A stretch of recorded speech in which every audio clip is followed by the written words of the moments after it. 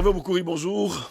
Bonjour Steve. Comment allez-vous? Ça va bien, merci. Vous êtes là pour la chronique et dans votre chronique de ce matin, d'ailleurs vous nous dites ce mardi que vous revenez sur le, il faut le dire comme ça, le mystère qui entoure d'ailleurs le Covid-19, son origine qui est inconnue, sa provenance qui est aussi soupçonneuse et bien le nombre de décès à la fois inquiétant et surtout énigmatique.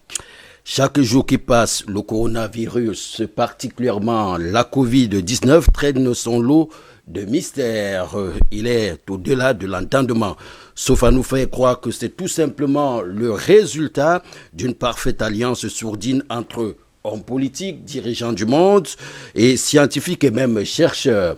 Au Cameroun, la sortie du ministre de la Recherche scientifique et de l'innovation au sujet de l'origine de ce redoutable virus a suscité des sorties sarcastiques sur la toile.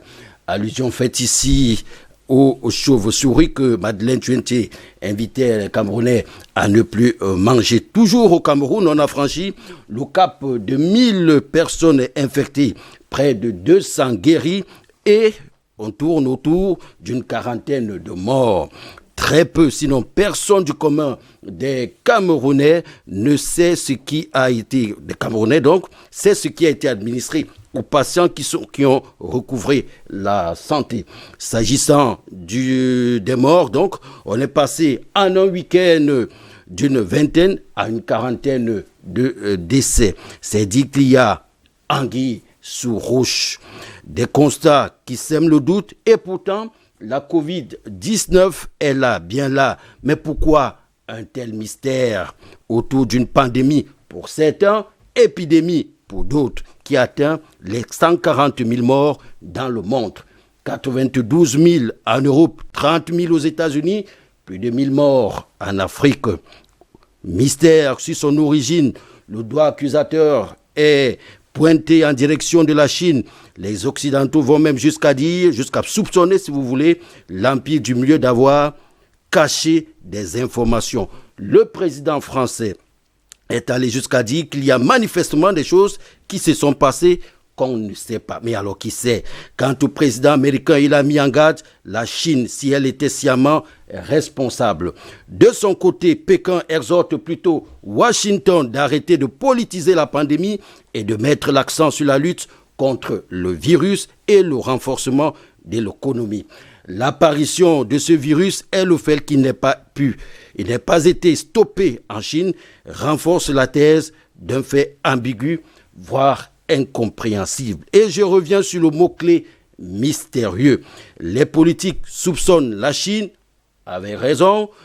Pékin, qui rejette tout en bloc, avait raison. Les chercheurs et autres experts médicaux qui estiment que l'hypothèse d'une prétendue fuite n'a aucune base scientifique et qu'il s'agit bien d'un virus naturel et non d'un agent pathogène créé par Pékin.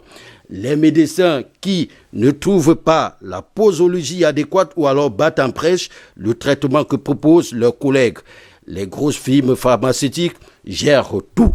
Alors que tout ce théâtre se passe, les gens crèvent. Les vieillards en Europe, les noirs aux États-Unis. Et plus grave, le prix du pétrole connaît une chute vertigineuse. Le baril hier coûtait $1 aux États-Unis. Les populations sont confinées. La planète est quasiment au ralenti. Tout le monde ne sait pas ce qui se passe et pourtant, il se passe quelque chose de très grave. On le voit bien, cette pandémie, ou alors cette épidémie pour d'autres, est la continuation par d'autres moyens de la lutte entre les puissances et, comme le dit si bien là le proverbe, quand deux éléphants se battent, l'herbe.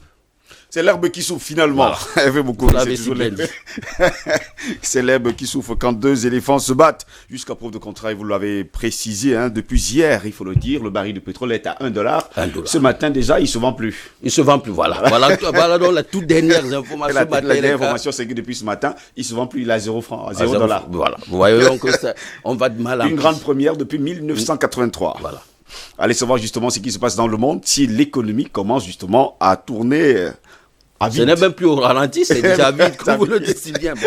Alors c'est grave, Vraiment, c'est de plus en plus c'est grave. très grave. Mais pendant ce temps, de côté des États-Unis d'Amérique, Donald Trump nous fait savoir que ça, c'est le virus chinois. C'est le virus chinois et il dit toujours que les soupçons, les recherches se poursuivent. Il n'a pas encore complètement dit, mais je crois que l'Allemagne, la France, l'Angleterre et même les États-Unis soupçonnent vraiment, ils sont même persuadés que tout viendra de la Chine.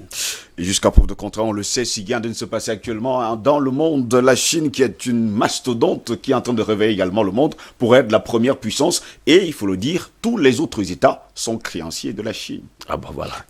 Et l'Afrique n'en parlons plus. Et l'Afrique n'en parlons pas avec tous les États du monde aujourd'hui. Puisque la Chine est Le même grand allée créancier aujourd'hui. jusqu'à dire que méfiez-vous, ne vous plaignez plus. Si c'est votre cas là, il faut rester tranquille. Ne dans vous votre inquiétez coin. pas, Ne tout vous ira inquiétez. pour le mieux. Voilà. En tout cas, laissons les éléphants se battre et espérons tout simplement que les choses vont rentrer dans l'ordre. Mais c'est Le encore monde, les gens crèvent. Voilà, juste en parlant ce temps, les gens meurent. Eva Moukoué, merci d'avoir été des nôtres ce matin. Au plaisir Merci de retrouver infiniment. demain pour une nouvelle chronique.